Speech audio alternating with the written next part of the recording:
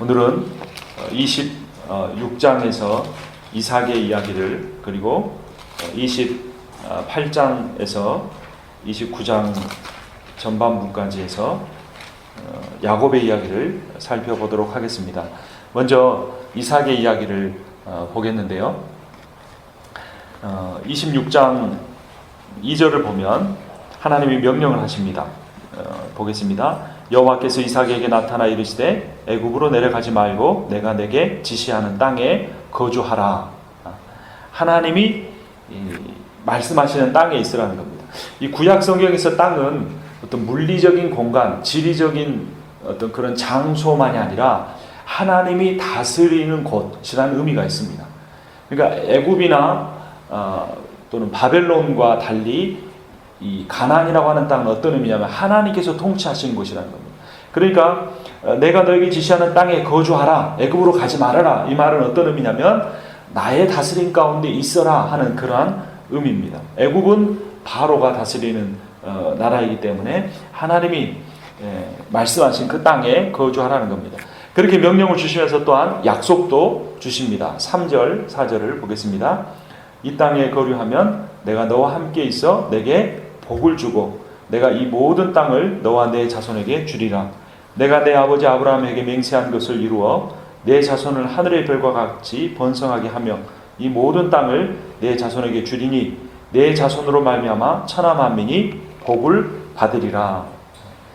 정리하면 세 가지입니다. 첫 번째는 이 땅을 너 이삭과 너의 자손에게 줄 것이다 하는 것이고, 두 번째는 너의 자손이 이 하늘의 별과 같이 많아질 것이다 라는 거고, 세 번째는 그 너의 자손으로 인해서 천하 만민이 복을 받게 될 것이다 라는 겁니다.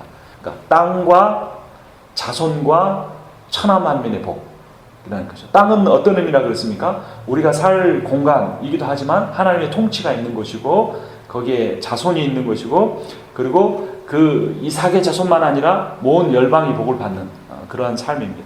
이 약속은 누구에게 주셨던 약속과 똑같습니까? 이삭의 아버지 아브라함에게 주셨던 약속과 똑같습니다. 그리고 뒤에 야곱의 이야기를 보면 야곱에게도 똑같은 약속을 주시는 것을 볼 수 있습니다. 그러니까 이것은 하나님을 믿는 백성들에게 동일하게 주어지는 것인 것을 알 수 있습니다. 우리가 살 수 있는 공간, 가정과 교회와 직장, 근데 물리적인 공간뿐 아니라 하나님께서 그곳에서 통치하실 수 있도록 우리가 그분의 말씀에 순종하는 그런 공간이 있어야 되고, 그럴 때 우리의 자손이 복을 받게 되고 우리의 자손만 아니라 우리 주변의 사람들이 복음을 듣고 하나님의 우리에게 베푸시는 구원, 은혜를 얻을 수 있다는 겁니다. 조금 더 그 뒤 구절을 보면 이 하나님께서 이삭에게 주는 복이 구체적으로 드러나는 걸 봅니다. 12절을 보면 26장 12절 같이 보겠습니다. 이삭이 그 땅에서 농사하여 그 해에 100배나 얻었고 여호와께서 복을 주심으로. 농사를 지었는데 몇 배의 결실을 얻었습니까? 100배. 우리 교회에도 상추밭이 있는데 상추는 이 잘라내면 낼수록 더 많이 자라는 것 같아요. 그래서 분명히 오늘 이렇게 잘라내서 먹었는데 그 다음 날이나 이틀 지나면 또 상추가 있는 거예요. 다른 채소들도 그렇고. 그런데 아무리 그렇게 잘 자라도 100배까지 자라지는 않는 것 같아요. 100배면 엄청난 거죠. 100배라는 결실을 그 신약 성경에 한 구절이 생각나지 않습니까? 이 100배라는 말 어디에 나오는가요? 그죠? 30배, 60배, 100배의 결실을 얻을 거라. 그래서 100배는 어떤 완전한 축복, 하나님이 정말 복을 부어주셔서 가득 차게 주셨다는 그런 의미인데요. 한번 보겠습니다. 누가복음 8장 8절 교재에 있는데 같이 봅니다. 더러는 좋은 땅에 떨어짐에 나서 100배의 결실을 하였느니라. 이 말씀을 하시고 외치시되 들을 귀 있는 자는 들을지어다. 몇 배의 결실입니까? 100배의 결실. 여러분, 일부를 투자했는데 100불을 얻는다. 얼마나 이 놀라운 축복입니까? 그런데 그 비결이 앞에 나와 있죠. 씨앗이 어떤 땅에 떨어졌을 때 100배의 결실을 얻게 되었습니까? 좋은 땅. 여기도 땅의 이야기가 나오죠. 근데 여기서의 땅은 뭘 의미하겠습니까? 우리의 마음을 의미합니다. 우리의 마음. 또는 우리의 의지, 우리의 감정, 지정의로 설명될 수 있는 우리의 인격입니다.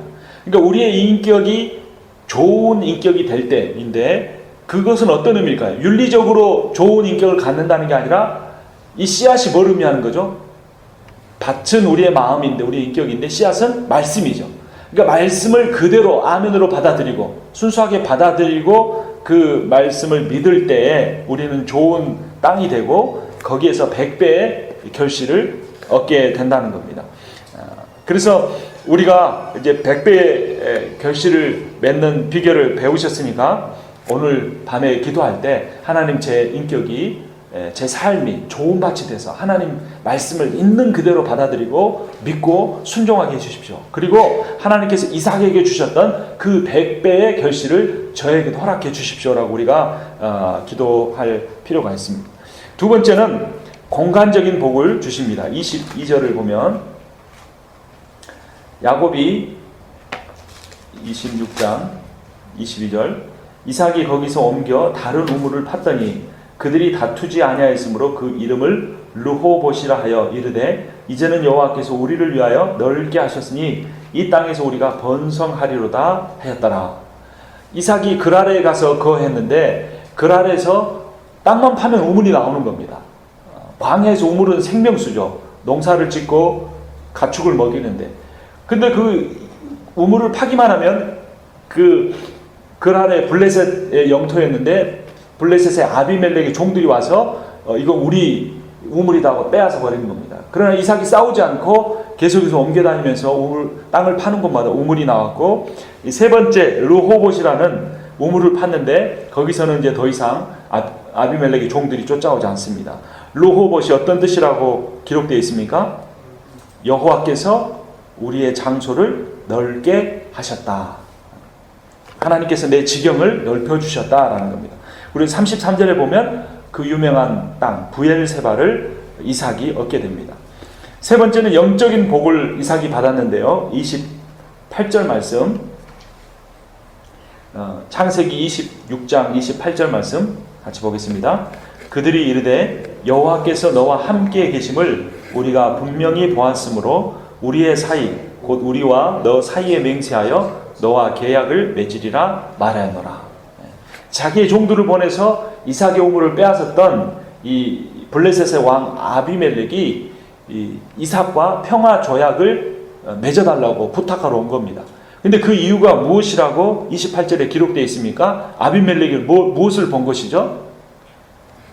여호와께서 너와, 즉 여호와께서 이삭과 함께 계시는 것을 우리가 분명히 보았으므로 라고 말하고 있는 겁니다. 이삭은 어떤 복을 받은 것입니까? 이삭이 받은 여러 가지 복이 있지만 가장 큰 복, 영적인 복인데 하나님이 이삭과 함께 계시는 겁니다. 그거를 믿지 않는 아비멜렉도 볼 수 있는 그러한 복을 얻은 겁니다. 여러분, 우리의 삶에, 내 삶에 하나님을 믿지 않는 사람들이 나를 보면서 참 임상훈 목사의 인생에는 하나님이 함께 계신다. 누구누구 집사님의 삶에는, 누구누구 장로님의 삶에는 하나님이 함께 하신다라는 그런 고백을 들을 수 있다면 그거보다 더 큰 복은 없을 겁니다.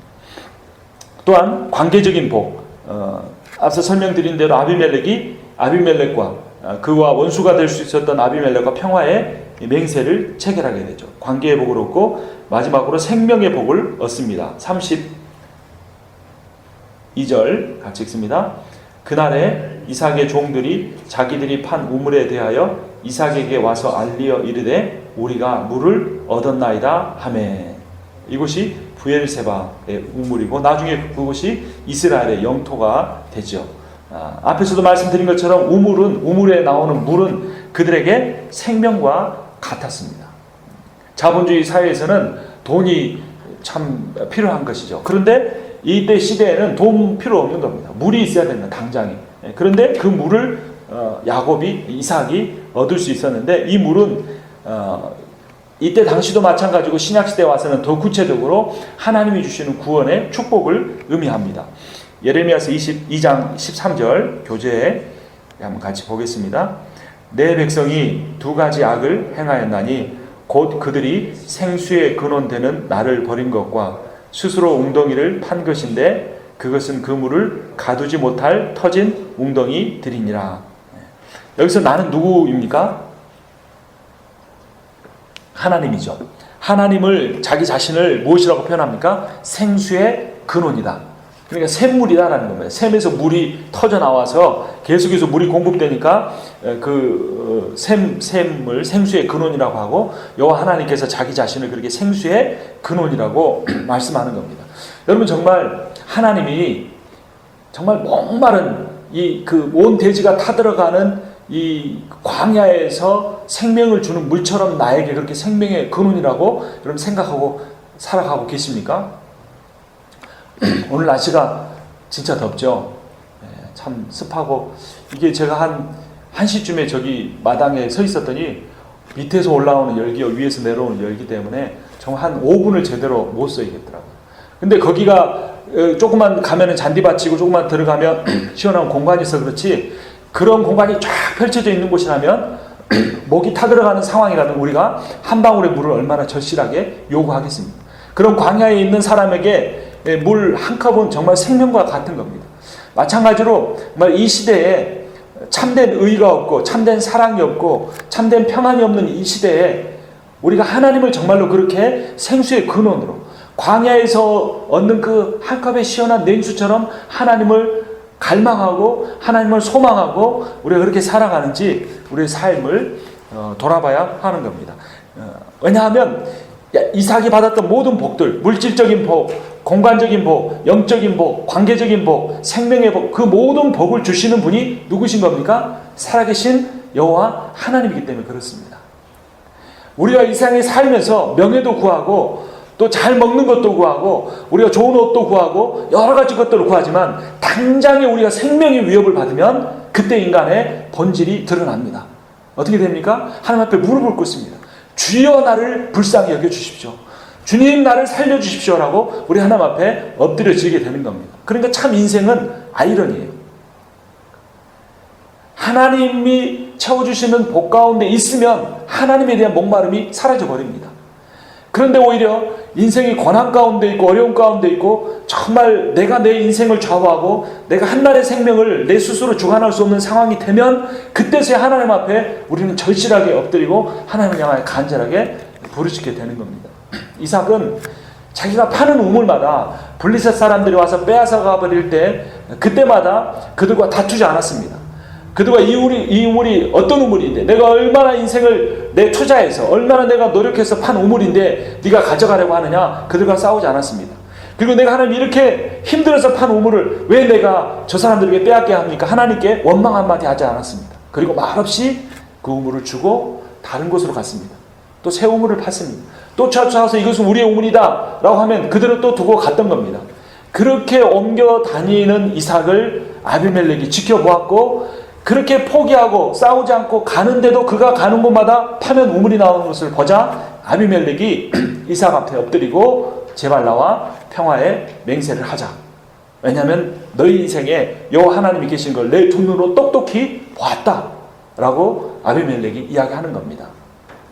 그 고난 가운데 그 어려움 가운데 오직 하나님을 바라보면서 세상과도 다투지 않고 하나님을 원망하지 않으며 인생길을 간 이삭이 결국에 이러한 모든 복, 물질의 복, 관계의 복, 생명의 복, 또 땅의 복을 다 누릴 수 있었던 것입니다. 그래서 하나님, 그 신실한 하나님을 우리가 의뢰해야 되는데요. 시편 37편 5절에서 6절입니다. 좀 미스프린트 됐는데요. 11절 같이 읽습니다. 내 길을 여호와께 맡기라. 그를 의지하면 그가 이루시고 내 의를 빛같이 나타내시며 내 공의를 정오의 빛같이 하시리로다. 온유한 자들은 땅을 차지하며 풍성한 화평으로 즐거워하리로다. 두 가지입니다. 하나 뭡니까? 내 길을 누구께 맡기라? 여호와께 맡기라. 내 생명을 여호와께 맡기라. 그러면 누가 이루십니까? 여호와께서 이루신다는 겁니다. 또 한 가지는 무엇입니까? 온유한 자들이 땅을 차지할 것이다. 이삭처럼 온유한 심성을 가지고 오직 하나님을 바라보면서 양보하고 화평을 구했던 이삭이 땅을 차지한 것처럼 브엘세바를 차지한 것처럼 온유한 자들이 땅을 차지하게 된다는 겁니다. 특별히 내 길을 여호와께 맡기라. 그러면 그가 이루신다 라는 말씀 우리가 깊이 묵상해야 합니다. 이번에 순회 선교단이 와서 며칠간의 교제를 하고 기도회를 하고 갔는데 거기서 하는 기도를 무슨 기도라고 하냐면 말씀 기도라고 합니다. 말씀 기도. 그러니까 순회선교단의 기도의 특징이 우리가 가지고 있는 필요, 우리가 가지고 있는 목표를 가지고 하나도 기도를 안 합니다. 뭐 순회선교단이 지부가 몇 개가 되게 해주십시오. 그 다음 순회선교단 간사님들 다 자기들이 매월마다 그 급여를 채워야 합니다. 후원을 받아야 하는데 급여를 위해서 기도하지 않습니다. 아픈 사람을 위해서 기도하지 않습니다. 오직 성경 말씀을 그대로 놓고 성경 말씀을 가지고 이 말씀이 이루어지기 위해서 기도하고, 또 한 가지는 열방을 위해서 기도합니다. 온 세계 곳곳에 핍박받는 그리스도인들과 선교사님들을 위해서. 그리고 하나님 없기 때문에 그 불의로 인해 이슬람이나 또는 어떤 테러 세력에 의해서 고통받고 있는 이 땅의 하나님 나라의 백성들을 위해서 기도합니다. 두 가지. 말씀을 붙들고 기도하고 열방을 놓고 기도합니다. 그런데 그들이 자신들을 위해서 기도하지 않고 그렇게 말씀을 위하여 기도하고 열방을 위해서 기도할 때 하나님께 순회 선교단에 얼마나 많은 복을 부어주시는지 모릅니다. 그래서 우리가 오늘 밤에도 기도할 때 여러분, 내게 생각나는 걸 가지고 기도할 수도 있지만 먼저 1차적으로는 여기에 적혀진 성경 구절을 우리가 기억하면서 이 말씀이 이루어지게 하여 주시옵소서. 하나님, 우리 제1한인 장로교회가, 하나님, 우리의 가정이, 우리의 모든 길을, 나아갈 길을 여호와 하나님께 맡기기를 원합니다. 그러면 주님이 이루실 것입니다. 또 우리가 온유한 자들이 되어서 땅을 차지하게 해주십시오. 땅이 무엇이라고 했습니까? 하나님의 통치의 영역이라고 했습니다. 하나님의 통치가 누구를 통해서 확장된다는 겁니까? 온유한 사람들, 그 온유함으로 세상을 대하는 사람들을 통해서 확장되어진다는 겁니다. 이제 이삭에 대해서 조금 더 자세하게 살펴보겠는데요. 26장 16절부터 33절에 나타난 이삭의 모습은 양보와 평화의 사람입니다. 26장입니다. 16절 17절을 보면 15절부터 보겠습니다. 그 아버지 아브라함 때에 그 아버지의 종들이 판 모든 우물을 막고 흙으로 메웠더라. 아비멜렉이 이삭에게 이르되 네가 우리보다 크게 강성한즉 우리를 떠나라. 이삭이 그곳을 떠나 그랄 골짜기에 장막을 치고 거기 거류하며 그 아버지 아브라함 때 팠던 우물들을 다시 팠으니 이는 아브라함이 죽은 후에 블레셋 사람이 그 우물들을 메웠음이라. 이삭이 그 우물들의 이름을 그의 아버지가 부르던 이름으로 불렀더라. 이삭의 종들이 골짜기를 파서 샘 근원을 얻었더니 그랄 목자들이 이삭의 목자와 다투어 이르되 이 물은 우리의 것이라 하며 이삭이 그 다툼으로 말미암아 그 우물 이름을 에색이라 하였으며 또 다른 우물을 팠더니 그들이 또 다툼으로 그 이름을 신나라 하였으며 이삭이 거기서 옮겨 다른 우물을 팠더니 그들이 다투지 아니하였으므로 그 이름을 르호봇이라 하여 이르되 이제는 여호와께서 우리를 위하여 넓게 하셨으니 이 땅에서 우리가 번성하리로다 하였더라. 이삭이 에색이라는 우물을 양보하고 또 신나라는 우물을 양보하고 세 번째 르호봇을 파서 거기서 평화를 얻은 이야기가 나옵니다. 그러자 하나님께서 다시 이삭에게 두 번째 나타나십니다. 그리고 무엇이라고 하시는지 24절 함께 읽겠습니다.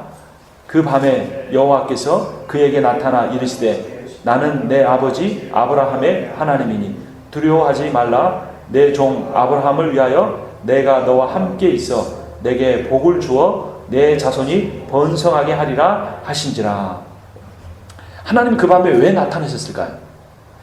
여러분, 우리가 영화의 한 장면에 주인공이라고 하고 이삭의 역할을 한다면 지금 이 밤에 이삭의 심정이 어떠했을까요? 우물을 두 개를 파고 그 우물에서 쫓겨났습니다.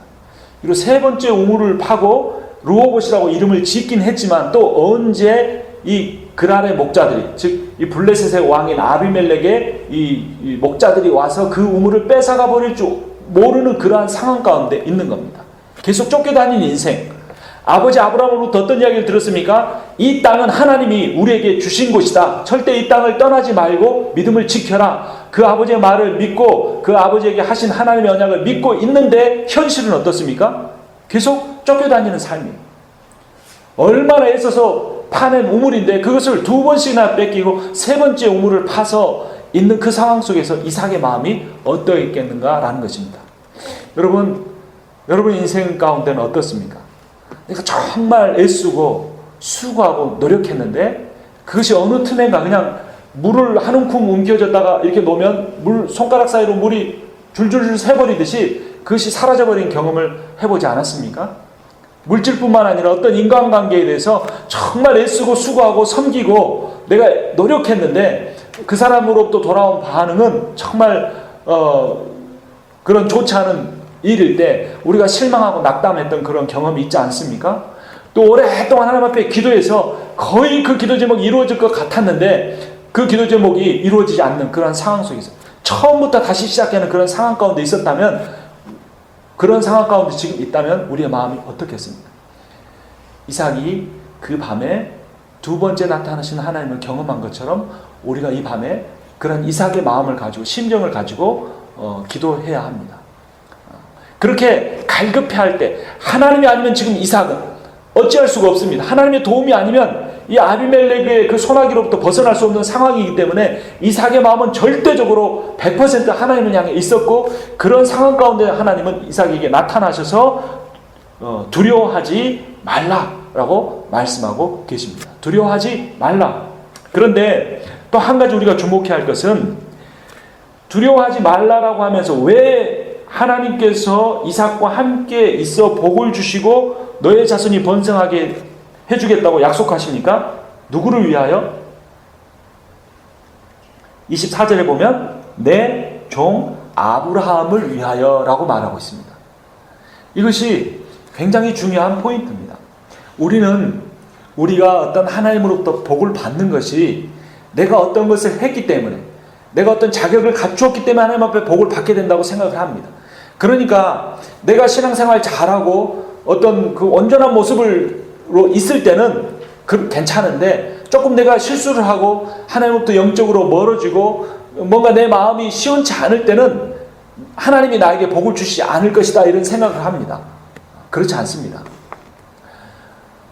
우리가 만약에 어떤 한 사람이라도 복받을 자격이나 조건을 갖춰서 하나님이 주실 복을 받을 수 있다면 이 세상에 있는 사람 중에 단 한 명도 하나님이 주신 복을 받을 수 없습니다. 이삭과 같은 평화의 사람도, 이삭과 같은 양보의 사람도 누구로 인하여 복을 받은 것입니까? 아브라함을 인하여. 그 아브라함을 선택하신 하나님으로 말미암아 하나님이 자기 자신으로 말미암아 이삭에게 복 주시겠다고 약속하는 겁니다. 그러니까 하나님의 복은 그냥 주시는 겁니다. 하나님의 복은 은혜로 주시는 겁니다. 하나님의 복은 자격이나 조건을 갖추지 못했지만 그건 내게 주십시오라고 하나님 앞에 구하는 사람에게 주어진다고 하는 겁니다. 그리고 그 하나님의 복과 은혜를 누리게 되면, 그 은혜가 얼마나 큰 것인가를 알면, 하나님 우리에게 주신 구원이 얼마나 놀라운 것인가를 알게 되면, 깨닫게 되면 그 은혜로 말미암아서 우리의 삶이 변화되어 간다고 하는 겁니다.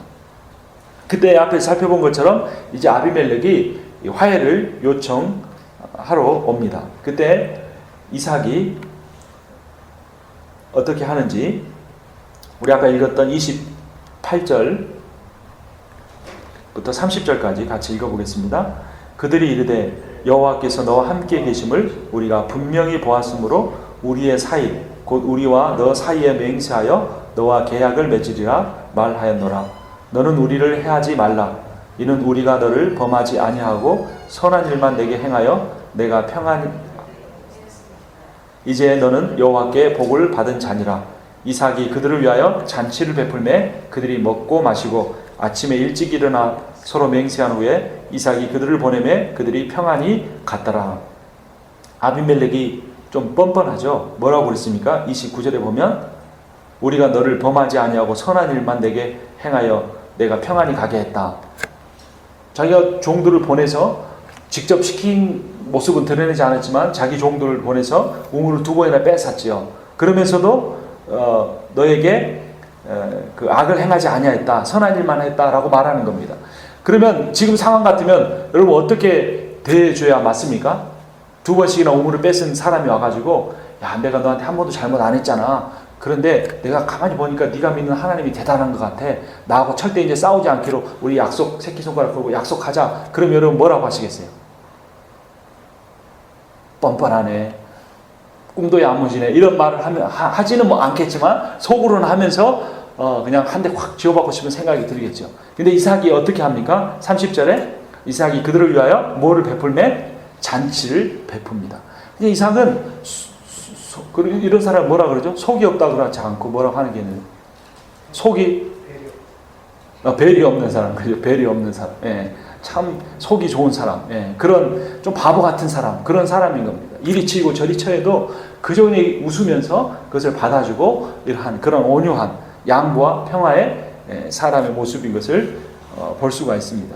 그래서 결국 어떻게 됩니까? 32절, 33절을 보면 그날에 이삭의 종들이 자기들이 판 우물에 대하여 이삭에게 와서 알리어 이르되 우리가 물을 얻었나이다. 또 그 새로 판 우물에서 물이 솟아난 겁니다.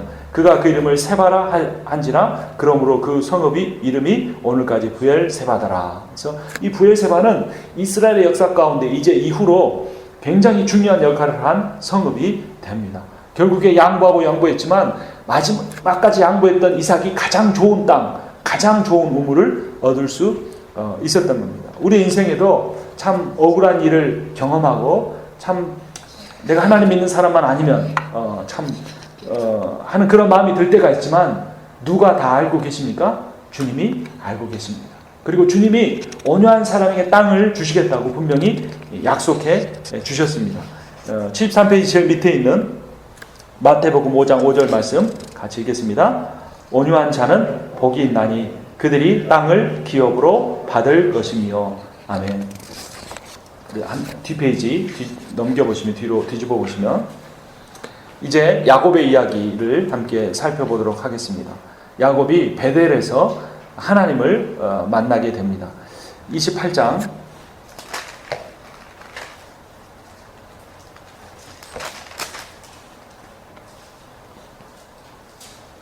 10절을 보면 야곱이 부엘세바, 이 부엘세바가 어떤 곳이었습니까? 이삭이 우물을 팠던 곳이죠. 거기에 이제 정착하고 살고 있었습니다. 10절에 야곱이 부엘세바에서 떠나 하란으로 향하여 가더니, 왜 하란으로 가야만 했습니까? 그의 형의 장자권을 팥죽 한 그릇으로 샀죠. 그리고 형이 받아야 할 장자의 축복까지 아버지를 속여서 받았죠. 그래서 이제 이 형 에서가 야곱을 죽이려고 했기 때문에 어머니가 자기의 오라버니가 있는 밧단 아람, 하란의 밧단 아람으로 그 이삭을 보냅니다. 그래서 11절에 한 곳에 이르러는 해가 진지라 거기서 유숙하려고 그곳에 한 돌을 가져다가 베개로 삼고 거기 누워 잤더니라고 합니다. 여러분, 그런데 이 야곱이 부모님을 떠나서 하란으로 갈 때 나이가 몇 살쯤 됐을까요? 되게 여러분 청년 야곱을 생각하지 않습니까? 근데 이때 야곱의 나이가 무려 77세입니다. 거의 할아버지가 다 됐죠. 근데 오늘날의 그런 나이 개념은 아닙니다. 150세가 됐을 때 돼서도 이렇게 말을 타고 이렇게 다니는 야곱의 그 삼촌 이름이 뭐였죠? 라반이. 그런 모습을 보면 그때 당시로서는 그렇게 나이가 든 것은 아니었지만 우리가 생각한 것처럼 20대나 30대 야곱은 아니라는 겁니다. 우리가 한번 그 나이를 한번 계산해 봤으면 좋겠는데요. 뒤로 한번 역산을 해보겠습니다. 47장 28절. 창세기 47장 28절 같이 읽겠습니다. 야곱이 애굽 땅에 17년을 거주하였으니 그의 나이가 147세라. 147세에서 17년을 빼면 몇 살입니까? 130세죠. 47장 9절 보시면 같이 읽겠습니다. 야곱이 바로에게 아뢰되 내 나그네 길의 세월이 130년이니이다. 그랬죠. 맞죠? 130세에 와서 17년을 보내고 147세에 죽은 겁니다. 그런데 이 야곱의 아들 요셉이 몇 세 때 총리가 됐습니까? 30세 때 총리가 됐죠. 그리고 나중에 아버지를 부르는데 몇 살 때 아버지를 부릅니까? 그 내용을 한번 보죠. 45장 6절. 45장 6절 같이 읽습니다. 이 땅에 2년 동안 흉년이 들었으나 아직 5년은 밭갈이도 못하고 추수도 못할지라. 보십시오. 흉년이 2년이 있었습니다. 근데 원래 요셉의 꿈을 보면 흉년 전에 뭐가 먼저 옵니까? 풍년이 먼저 오죠. 풍년이 몇 년이었습니까? 7년, 흉년이 7년이었어요. 근데 지금 흉년이 2년쯤 됐을 때에 그 근처에 먹을 것이 다 떨어지게 되자 자기 아버지의 가족까지 다 불러들이게 되는 겁니다. 그러니까 요셉이 총리가 된 다음에 몇 년이 지난 겁니까? 7년 더하기 2년은 9년입니다. 그런데 요셉이 몇 살 때 총리가 됐냐면 41장 46절 보시면 41장 46절 같이 읽습니다. 요셉이 애굽 왕 바로 앞에 설 때에 30세라 그가 바로 앞을 떠나 애굽 온 땅을 순찰하니. 그러니까 30세 때 총리가 되고 그로부터 9년 뒤에 아버지를 불렀으니까 아버지를 부를 때 요셉의 나이가 몇 살입니까? 39이죠. 그러니까 39살을 빼면 야곱이 요셉을 낳은 나이가 나오겠죠. 그렇죠? 39세를 빼면, 그러니까 이 요셉이 아버지 야곱을 불렀을 때 야곱의 나이가 몇 살이라고 했습니까? 아까 130세라고 그랬죠. 그러니까 야곱이 130세 때 요셉은 몇 살이었던 거죠? 39살이었어요. 그럼 130에서 39세를 빼면 몇 살입니까? 91세. 91세죠. 91세 때 누구를 낳은 겁니까? 요셉을 낳은 겁니다. 수학 시간 아니지만 여러분 좀 칠판이 없어서 죄송합니다. 암산을 해야 돼서. 근데 91세 때 요셉을 낳은 겁니다. 그러면 이제 야곱이 몇 살 때 요셉을 낳은지를 이제 우리가 안 거죠. 그런데 요셉을 언제 낳았는지 그 시점을 한번 보겠습니다. 30장 25절.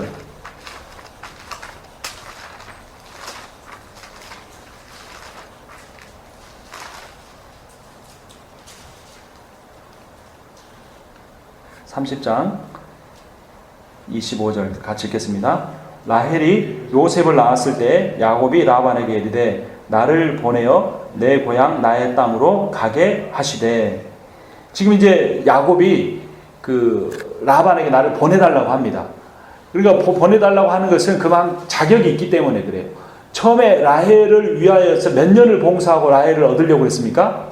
7년을 봉사하고. 그런데 그렇게 봉사하고 결혼해서 첫날 밤 보냈는데 아침에 보니까 라헬이 아니고 누구였습니까? 그의 언니 레아였죠. 그래서 이게 어떻게 되느냐고 따지니까 우리 고장에서는 그 언니 먼저 동생을 시집 보낸 일이 없다. 그러면서 이제 네가 언니를 먼저 취해야 된다. 근데 라헬을 네가 얻으려면 몇 년을 더 봉사해야 된다? 7년을 더 봉사해야 한다. 약속을 한 겁니다. 그리고 이제 그 다음날 또 라헬과 신혼밤을 보내고 그 뒤로부터 7년을 봉사한 거예요. 그러니까 레아를 위해서 7년, 라헬을 위해서 7년하고 14년을 다 봉사를 했기 때문에 그 시점에 지금 누구를 낳은 겁니까? 요셉을 낳고 이제 나를 보내주라 라고 이야기를 하는 겁니다. 그렇죠? 그러니까 아까 요셉을 낳을 때 야곱의 나이가 몇 살이라고 그랬습니까? 99세였어요. 근데 그 99세에서 지금까지 이 바단 아람에서 보낸 시간이 몇 년인 겁니까? 라헬 7년, 레아 7년 하면 14년인 겁니다. 그러니까 99에서 14세를 빼면 몇 살이 됩니까? 죄송합니다. 91세에서 14년을 빼면 77세가 된 겁니다. 그러니까 이제 계산이 됐죠. 야곱이 그 어머니가 아버지가 있는 브엘세바로부터 하란에 있는 바단 아람까지 가는데 걸린 시간은 한 달 정도로 추정을 합니다. 그 한 달 후에 야곱이 몇 살이었던 겁니까? 77세였습니다. 그러니까 제가 무슨 말씀을 드리려고 이렇게 길게 수학 시간도 아닌데 이렇게 계산을 하냐면 우리가 성경을 자세하게 보지 않고 앞뒤를 재어보지 않고 보면은 이 오해를 한다는 겁니다. 그러니까 이 야곱이 아주 젊은 청년에 혈기양성한 청년 시대에 이 삼촌집으로 가는 것으로 오해를 하는 거예요. 그러니까 영화로 하면은 완전 영화를 잘못 찍은 겁니다. 그러니까 어떤 장면이 돼야 되는 겁니까? 머리가 어느 정도 희끗희끗하고. 물론 야곱은 힘이 셌습니다. 라헬을 만나자마자 그 라헬을 위해서 그 우물을 여러 사람이 모여야 우물에 그 돌을 옮길 수 있는데 번쩍 들어서 옮겨서 라헬한테 그 동물 가축들한테 물을 먹이게 하니 힘은 셌어요. 오늘날과 같은 그런 체력은 아니지만 분명히 그는 나이가 든 사람이었다는 겁니다. 그 나이에 형 에서를 속이고 결국 형에게 쫓겨서 먼 타국으로 가야 했던 야곱의 심정이 어떠했겠느냐. 그걸 우리가 한번 야곱의 나이를 다시 한번 계산해 보면서 우리가 느낄 수가 있는 겁니다. 그런데 중요한 것은 야곱이 77세가 될 때까지 스스로 여호와 하나님을 만난 것이, 베델에서 만난 것이 처음이라는 겁니다. 성경에서 기록되지 않는. 그래서 우리가 어떤 교훈을 얻을 수 있냐면, 결국 자녀가 그 독립된 신앙 인격으로 서게 되는 데 있어서 가장 중요한 것이 무엇인 겁니까? 부모로부터 독립시키는 겁니다. 부모로부터 떠나보내는 겁니다. 그러니까 참 우리가 미국 땅에 살면서 굉장히 여러 가지 혜택을 누리지만, 그 혜택 중에 가장 좋은 것 중에 하나는 자녀들이 스스로 독립해서 살려고 하는 그런 문화가 형성되어 있는 겁니다. 지금 한국에서는 뭐 30이 돼도 부모님과, 40이 돼도 부모님과, 나중에 결혼해서도 또 가정에 들어와서 이제 손자 손녀까지 다 보게 하고 그 집에 머물러 있는다 그래요. 물론 불가피한 상황 가운데 있으면 그럴 수도 있겠지만, 기본적인 문화 자체가 그렇게 부모에게 의존하는 그런 환경 속에서는 경제적으로나 인격적으로 뿐만 아니라 신앙적으로 독립하기가 힘들다는 겁니다. 그런데 미국에서는 20살만 되면, 대학만 가면 스스로 독립해서 자기가 경제적으로 꾸려가고 또 정신적으로도 꾸려가고 이제 그런 삶을 살게 되죠. 그런데도 한국 부모님들은 어떻게 해서든지 나는 힘들고 어려워도 어떻게 하려고 그래요? 자녀들 뒤를 이렇게 도와주려고 하는데, 그러면 그럴수록 어떻게 되는 겁니까? 자녀들이 자기 스스로 독립하는 힘을 잃게 됩니다. 그러니까 부모가 자기를 지원해주면 자기가 경제적으로 어려움에 부딪혀가지고 그걸 가지고 하나님 앞에 기도하는 시간을 가질 수가 없는 거예요. 배도 고파보고 돈도 어떻게 자기가 갚아야 빚을 밀려보기도 하고 고생도 해보고 이런 삶을 살면서 자기가 스스로 하나님 앞에 주일학교 때 배웠던 하나님에 대해서 이론적으로만 아니라 하나님 앞에 무릎 꿇고 기도하는 삶을 살게 되는데, 부모님이 죽으라고 일을 해서 다 대주는 거예요. 그리고 대학원 공부까지 다 시켜서 경제적으로 이렇게 이제 좋은 직장 가서 풍족하게 살게 되면, 그럼 하나님을 잘 믿게 되느냐? 그렇지 않아요. 이미 교회에서 한국 아이들처럼 이렇게 뭐 좋은 직장 갖고 뭐 좋은 학교 나온 학생들이 드뭅니다. 그런데 거의 5%에서 10%도 안 됩니다. 부모님이 장로님, 권사님, 집사님인데 그 아이들이 주일학교 다 다닌 애들이 그 2세가 돼가지고 교회 다니는 비율이 5%, 10%가 안 된다는 겁니다. 한인교회 현실이. 물론 그것이 다 어떤 독립과 그것이 전부라고만 볼 수는 없겠죠. 여러 가지 원인이 있겠지만 그것도 큰 몫을 한다는 거예요. 그래서 부모가 자녀를 그냥 믿음으로 보내야 합니다. 그리고 너희가 스스로 살아라. 나는 너를 위해서 기도하겠다. 반드시 하나님은 너의 인생에서 어려울 때나 좋을 때나 또는 네가 경제적으로 힘들 때나 많이 소유할 때나 하나님 너와 함께 계신다. 나와 같이 기도하자. 이런 부모가 돼야 한다는 겁니다. 야곱이 77세나 되어서야 자신이 초래한 잘못 때문에 쫓겨갔지만, 그것이 야곱의 인생에서 굉장한 위기였지만, 그 위기가 야곱에게 있어서 처음 찾아온 하나님을 독립된 인격으로 처음 만나는 기회가 됐다는 겁니다. 이것이 신앙생활의 아이러니입니다. 야곱의 마음이 어떻겠습니까? 그 브엘세바에서 하란까지 길이가 900km입니다. 900km가 여기 보면은 560마일이라고 그래요. 그래서 제가 구글 맵으로 일부러 찾아봤습니다. 그래서 우리 딜스버그 교회에서 캐나다 몬트리올까지 가는 거리입니다. 그래서 죽으라고 안 쉬고 밤에 잠깐 눈 붙이고 계속해서 걷든지 뛰든지 가면은 한 달 정도면 갈 수 있다고 합니다. 그 길을 가는데, 가는 길에 짐승을 만날 수도 있죠. 강도를 만날 수도 있죠. 추운 데서 자다가 얼어서 죽을 수도 있죠. 무슨 일을 당할지도 모르는 겁니다. 그 상황 가운데, 그 절박한 상황 가운데 그가 돌베개를 베고 잠을 자다가 하나님을 만나게 된 것입니다. 야곱의 인생에 찾아온 늘 이기적이고 꾀가 많아서 자기 것을 잘 취할 줄 알았던 야곱이었지만, 그 모든 것을 포기하고 떠나야 했던 그 광야의 길, 목숨의 위협을 받는 그 광야의 길에서 야곱은 하나님을 만났고, 그것이 야곱의 인생을 완전히 뒤바꾸는 그런 대역사가 이루어졌다고 하는 겁니다. 우리 70-3번에 제일 밑에 부분에 보시면 70-3번 중간쯤에 시편 118편 5절 같이 읽겠습니다. 내가 고통 중에 여호와께 부르짖었더니 여호와께서 응답하시고 나를 넓은 곳에 세우셨도다. 아멘. 시편 기자도 어느 상황 가운데 하나님께 부르짖었다고 말합니까? 고통 중에. 여러분, 우리의 삶을 한번 돌아보면 우리 하나님 앞에 가장 간절하게 부르짖었던 때는 아마도 10중 8구는 내가 가장 내 인생 중에 고통 가운데 있었을 때가 아닌가 생각이 됩니다. 그 고통 가운데 부르짖음이 간절하기 때문에 하나님 우리에게 응답하시고 우리를 넓은 길로 길 가운데 우리를 세우신다는 겁니다. 그래서 이제 하나님이 그 야곱에게 약속을 주시는데요. 어떤 약속을 주십니까? 28장 13절부터 보겠습니다. 또 번즉 여호와께서 그 위에 서서 이르되 나는 여호와니 너의 조부 아브라함의 하나님이요 이삭의 하나님이라. 내가 누워있는 땅을 내가 너와 내 자손에게 주리니 내 자손이 땅의 티끌같이 되어 내가 서쪽과 동쪽과 북쪽과 남쪽으로 퍼져나갈지며 땅의 모든 족속이 너와 내 자손으로 말미암아 복을 받으리라. 세 가지 약속이죠. 뭘 주겠다? 땅을 주겠다. 그리고 네 자손을 많게 하겠다. 세 번째, 네 자손으로 말미암아 열방이 복을 받게 하겠다. 누구에게 하신 약속과 똑같습니까? 야곱의 아버지 이삭에게 했던 약속, 또 이삭의 아버지 아브라함에게 했던 약속과 동일합니다. 그렇기 때문에 이것은 오늘날 우리에게도 동일하게 주시는 약속입니다. 하나님이 땅을 차지하게 하시겠다. 땅은 무엇을 의미한다고 그랬습니까? 하나님의 통치. 그러니까 내 인생으로 말미암아 하나님의 통치가 넓어지는 겁니다. 내 인생으로 말미암아 구원받은 사람들이 늘어나는 겁니다. 그리고 내 자녀가 그렇게 믿음의 세대가 되며 그 믿음의 세대를 통하여서 많은 하나님 믿지 않은 사람들이 하나님 믿게 되는 역사가 일어나게 될 것이다 라는 것이 하나님이 아브라함과 이삭과 야곱에게 주신 약속이고 오늘날 우리와 우리의 자녀 세대에게 주시는 약속입니다. 그리고 이 약속을 받기 전에 야곱이 어떤 환상을 봅니까?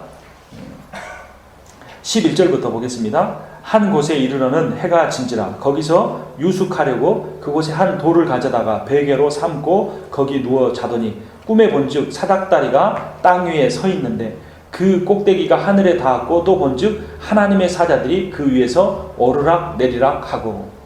여러분 그 인터넷 같은 데 보면 그 바벨탑을 어떤 모습으로 그립니까?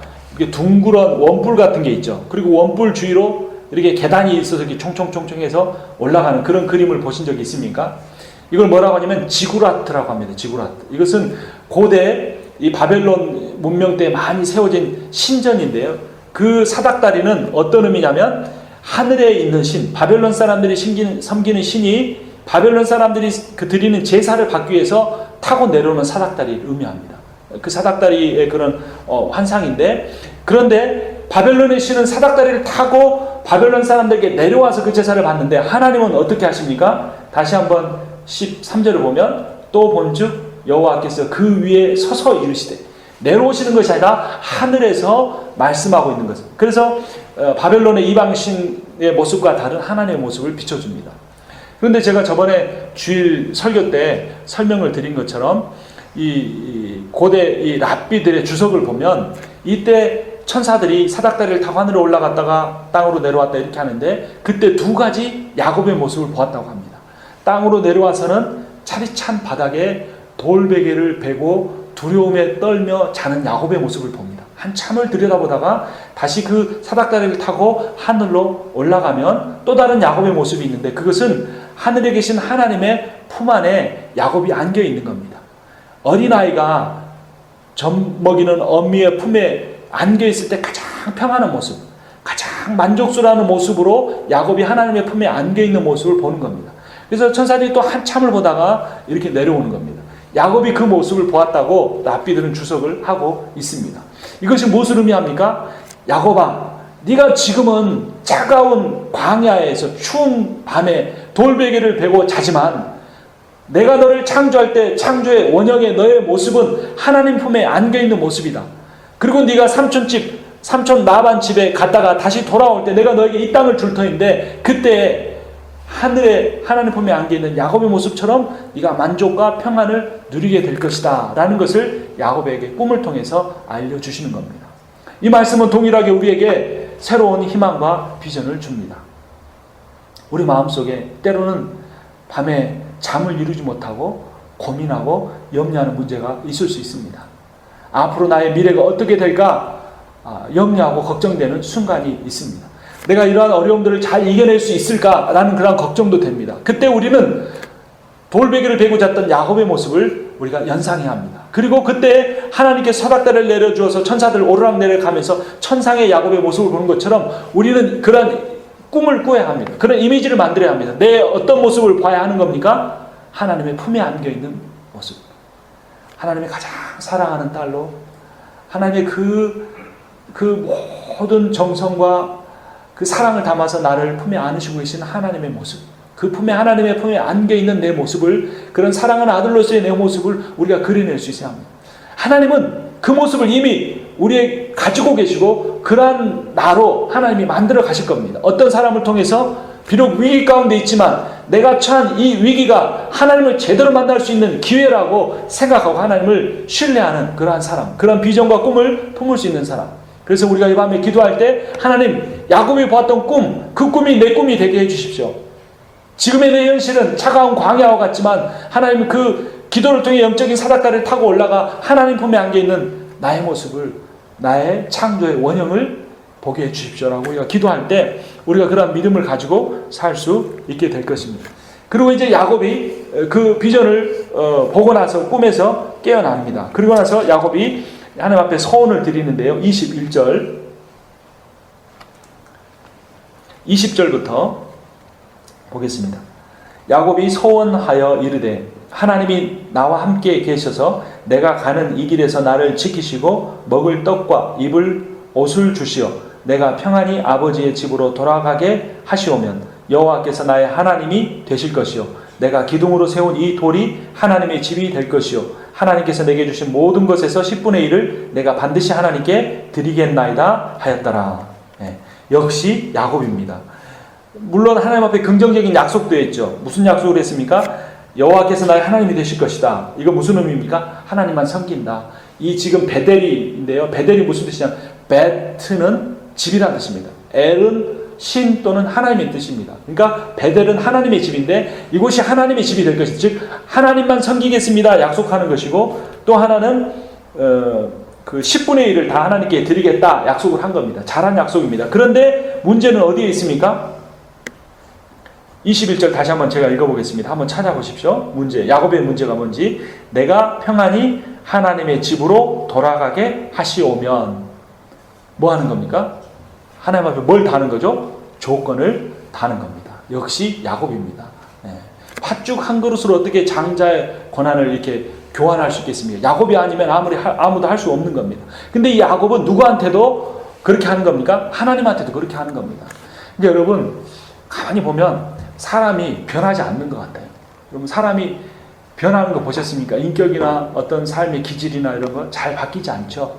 바뀌지 않습니다. 그런데 중요한 건 무엇입니까? 전에는 그 기질이 자기의 욕심을 채우고 어떤 인간적인 삶을 사는데 사용이 됐더라면 이제는 그 기질이 바뀌는 건 아니지만 그 기질이 어떻게 사용되는 겁니까? 하나님의 영광을 위해서 하나님의 목적을 위해 사용되는 겁니다.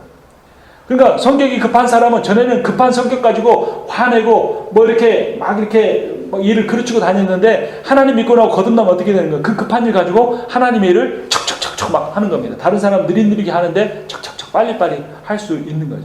그러니까 기질 자체가 변화되지는 않지만 그 기질이 나의 욕심을 위해서가 아니라 하나님의 영광을 위해 사용된다는 거예요. 그래서 왜 나의 기질은 바뀌지 않을까? 나의 성격들이 바뀌지 않을까? 고민하시는 분들이 있으면 오늘 말씀을 통해서 위로를 받으시고 내 기질 그대로, 내 성격 그대로 하나님의 영광을 위해 쓰임받기를 원합니다. 이런 마음을 가지고 우리가 기도를 하면 되겠습니다. 그래서 야곱이 어떻게 했습니까? 18절 다시 한번 보면 야곱이 아침에 일찍 일어나 베개로 삼았던 돌을 가져다가 기둥으로 세우고 그 위에 기름을 붓고, 아마도 베개를 큰 돌을 갖다가 베개를 했나 봐요. 야곱이 머리가 컸던지 어쨌든 그 베개로 삼았던 돌을 기둥으로 세워서 거기에 기름을 붓습니다. 그리고 그 이름을 베델이라 하나님의 집이라 이름을 지었습니다. 그렇게 하고 하나님 앞에 소원을 하고 그것을 떠나게 됩니다. 그래서 야곱은 그 위기의 상황 가운데서 하나님을 처음 만났고 하나님께 소원을 하고 이제 힘과 용기를 가지고 하나님을 향해서 그 바단 아람을 향하여 삼촌의 집을 향해서 갑니다. 그런데 22절에서 우리가 한 가지만 더 보고 가겠는데요. 27장 22절 내가 기둥으로 세운 이 돌이 하나님의 집이 될 것이요 하나님께서 내게 주신 모든 것에서 10분의 1을 내가 반드시 하나님께 드리겠나이다. 11조에 대해서 이야기를 합니다. 근데 이 10분의 1은 를 드렸다는 사실보다 더 중요한 것이 무엇이냐면 야곱의 신앙 고백입니다. 그 바로 앞에 어떤 표현이 있습니까? 하나님께서 내게 주신 모든 것이라는 표현이 중요합니다. 여기에 대한 신앙 고백이 없으면 11조를 드릴 때 세금을 떼듯이 아까워하면서 이게 드리게 됩니다. 그런데 그 앞에 고백은 어떤 고백입니까? 하나님이 내 인생에 주시는 모든 것이 누구 것이라는 겁니까? 하나님 것이다. 그것을 누가 주셨다고 야곱이 고백하는 겁니까? 하나님이 주셨다는 겁니다. 이 신앙 고백이 있으면 우리가 하나님 앞에 드리는 11조가 아깝지 않습니다. 우리가 대단한 것좀 생각하지 않고 우리가 정말 당연하게 여기면서 그 10분의 1을 원래 하나님이 다 주신 것이기 때문에 10분의 1만 다시 돌려드려서 하나님의 나라를 위해서 쓰일 수 있도록 할 수 있게 되는 겁니다. 그래서 거기 우리 교재에 있는 11조의 정신이 어떤 것인가 독일 경건주의 교회에서 고백을 하는데요. 하나님 주신 모든 것이 내가 누리는 모든 것이 하나님 주신 것이다 라는 건데 같이 한번 읽어보겠습니다. 주 예수여 저는 당신을 위해 살고 당신을 위해 고통을 받고 당신을 위해 죽겠나이다. 살고 죽는 데 있어서 저는 당신의 것입니다. 오 주여 저에게 영원한 구원을 주소서. 아멘.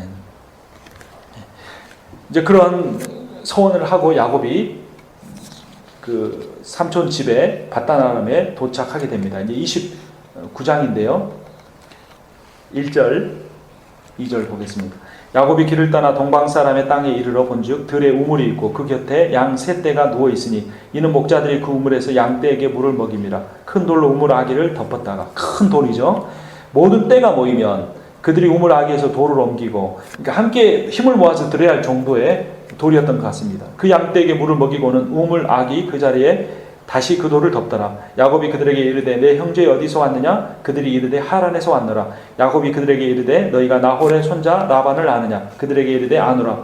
야곱이 그들에게 이르되 그가 평안하냐? 이르되 평안하니라. 그의 딸 라헬이 지금 양을 몰고 오느니라. 야곱이 이르되 해가 아직 높은즉 가축 모일 때가 아니니 양에게 물을 먹이고 가서 풀을 뜯게 하라. 그들이 이르되 우리가 그리하지 못하겠노라. 때가 다 모이고 목자들이 우물아기에서 돌을 옮겨야 우리가 양에게 물을 먹이느니라. 야곱이 그들과 함께하는 동안 라헬이 그의 아버지의 양과 함께 오니 그가 그의 양들을 치고 있었기 때문이더라.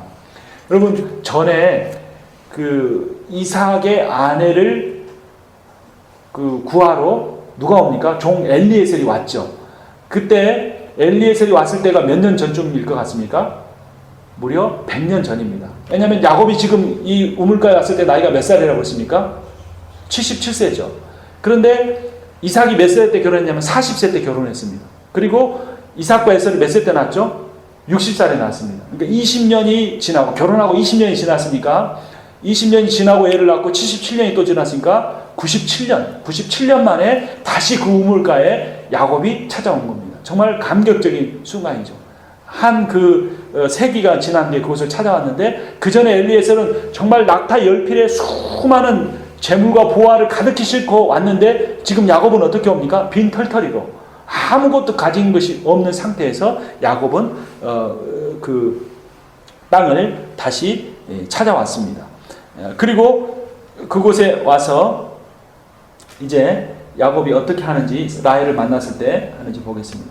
10절 9절 야곱이 그들과 말하는 동안에 라헬이 그의 아버지의 양과 함께 오니 그가 그의 양들을 치고 있었기 때문이더라. 야곱이 그의 외삼촌 라반의 딸 라헬과 그의 외삼촌의 양을 보고 나아가 우물아기에서 돌을 옮기고 여러 사람이 모여야 옮길 수 있는 돌을 그냥 번쩍 든 겁니다. 외삼촌 라반의 양떼에게 물을 먹이고 그가 라헬에게 입맞추고 소리내어 울며 그에게 자기가 그의 아버지의 생질이요 리브가의 아들됨을 말하였더니 라헬이 달려가서 그 아버지에게 알림해. 이 남자는 자기 이렇게 마음에 드는 여인을 만나면 힘이 더 몇 배가 솟는가 봅니다. 어쨌든 근데 야곱이 아마도 그 전부터 힘이 셌던 것 같아요. 그래서 그 우물에 있는 돌을 옮기고 라헬 만나서 입을 맞추고 울면서 자기가 어떻게 해서 이곳에 왔는지를 고백하게 됩니다. 이전에 야곱의 삶은 어떤 삶이었습니까? 어머니의 치마폭에 쌓여서 아무것도 수고하지 않고 형의 것들을 빼앗는 야곱의 모습이었습니다. 그리고 그 어머니가 본 그 하나님으로부터 받은 그 비전 때문에 그 손에 털을 묻히고 들어가서 어머니의 그런 어떤 그 계획에 의해서 형이 받을 그 장자의 축복까지 받은 야곱이었습니다. 섬기는 자가 아니고 섬김을 받는 야곱의 모습이었습니다.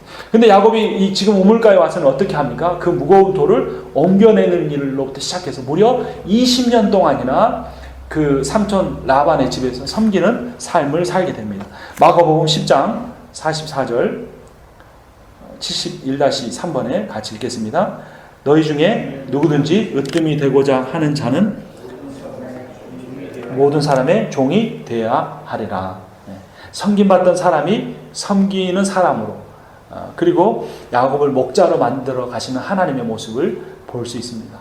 우리의 삶에 참 섬김, 예수 그리스도가 그리 하셨던 것처럼 섬김보다 더 중요한 일은 없습니다. 그리고 야곱이 20년 동안의 섬김의 훈련을 받은 뒤에 12명의 아들을 낳고 이스라엘의 조상이 되는 그런 영광을 누리게 됩니다. 우리가 이 땅 가운데 교회와 이웃을 위하여 섬기는 그 섬김을 하나님이 하나도 잃어버리지 아니하시고 다 기억하시고 그것을 헛되게 흘려보내지 아니하시고 그것을 통해서 하나님이 우리를 하나님의 백성으로 크게 사용하신다는 겁니다.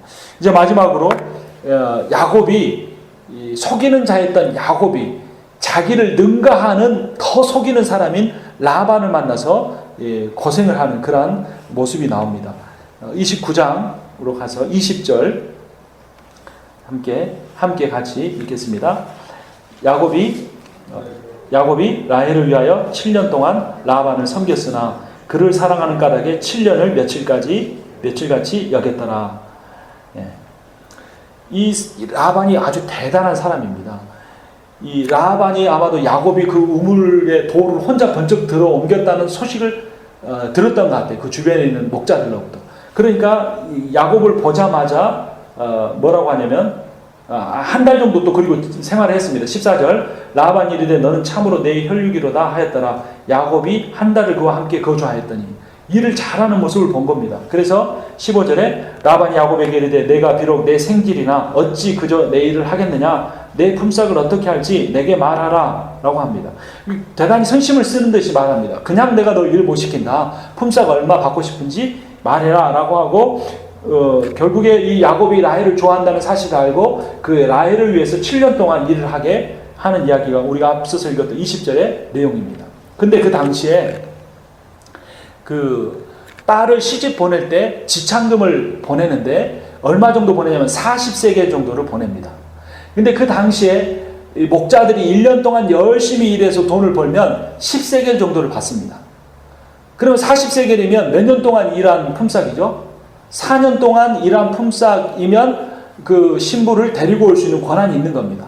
근데 라반은 어떻게 합니까? 그 지역의 속사정을 모르는 야곱을 속여서 몇 년 동안 일하게 만든 겁니까? 7년을 일하게 하는 겁니다. 그러니까 70세겔을 받고 자기의 딸 라헬을 주는데 그것조차도 제대로 하지 않습니다. 21절부터 보면 야곱이 라반에게 이르되 내 기한이 찼으니 7년이 지난 겁니다.